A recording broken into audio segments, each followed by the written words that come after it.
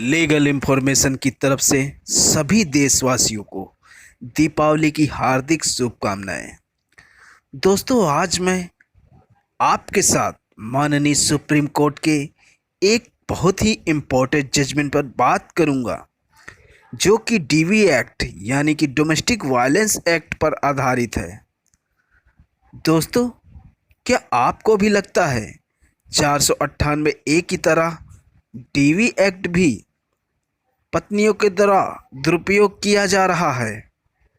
जिस तरह से 498 ए में पत्नी पति के साथ साथ बाकी सभी ससुराल वालों के नाम डाल देती है, उसी तरह से डीवी एक्ट में भी पत्नी पति के साथ साथ जितने भी ससुराल वाले होते हैं, जैसे कि सास ससुर, पति के भाई, पति की बहन या मैरिड बहन के हस्बैंड, सभी का नाम पत्नी डीवी एक्ट में घसीट लेती है।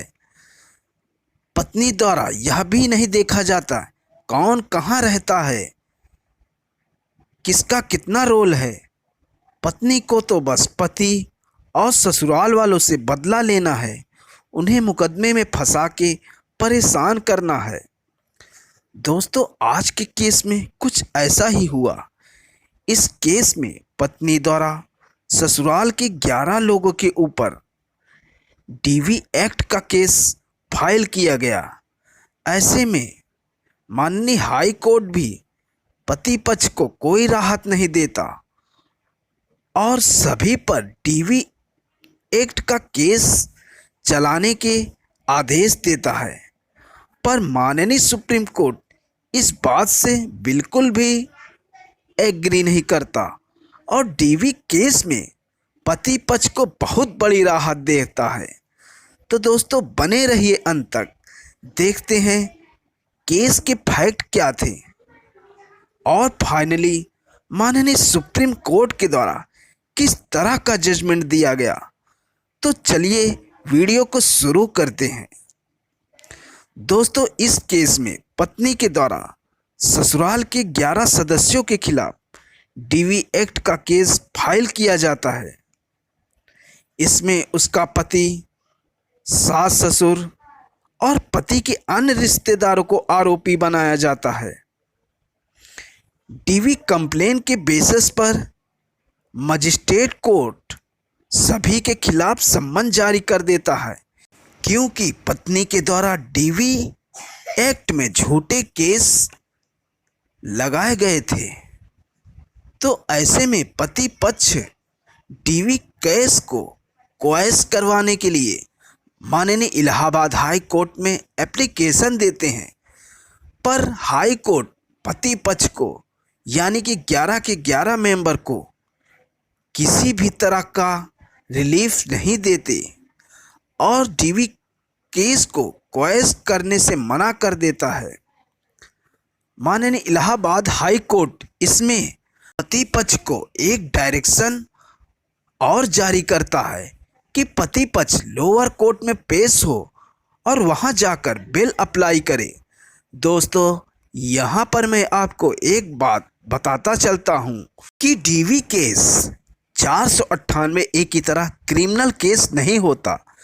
498 ए में पति पक्ष को गिरफ्तार किया जा सकता है और उसे बेल लेनी पड़ती है। पर डीवी एक्ट के केस में ना तो गिरफ्तारी का प्रोविज़न है, इसीलिए बेल का तो सवाल ही पैदा नहीं होता। दोस्तों, इसके बाद पति पक्ष हाई कोर्ट के इस ऑर्डर के खिलाफ माननीय सुप्रीम कोर्ट में चैलेंज करते हैं। माननीय सुप्रीम कोर्ट के सामने दोनों पार्टी अपने अपने पक्ष रखती हैं। तब सुप्रीम कोर्ट केस के डॉक्यूमेंट और हाई कोर्ट के ऑर्डर का भी विश्लेषण करता है। दोस्तों, सुप्रीम कोर्ट ऑब्जर्व करता है कि पत्नी ने पति के साथ साथ 11 और मेंबर्स के खिलाफ डीवी एक्ट का केस किया था, यानी घरेलू हिंसा के आरोप लगाए गए थे, जिसमें एक तो किराएदार था। और हैरानी की बात तो यह थी कि किराएदार का नाम तक नहीं पता था। इससे ये साफ पता चलता है कि पत्नी ने बिना सोचे समझे सभी को डीवी एक्ट के केस में लपेट लिया था। माननीय सुप्रीम कोर्ट हाई कोर्ट के फैसले से बिल्कुल भी सहमत नहीं थे। माननीय सुप्रीम कोर्ट का कहना था कि हाई कोर्ट को इतना तो देखना था कि पत्नी ने जो फालतू के आरोपी बनाए हैं उनको डीवी एक्ट से बाहर निकाला जाए और उनके खिलाफ डीवी एक्ट को क्वैश किया जाए।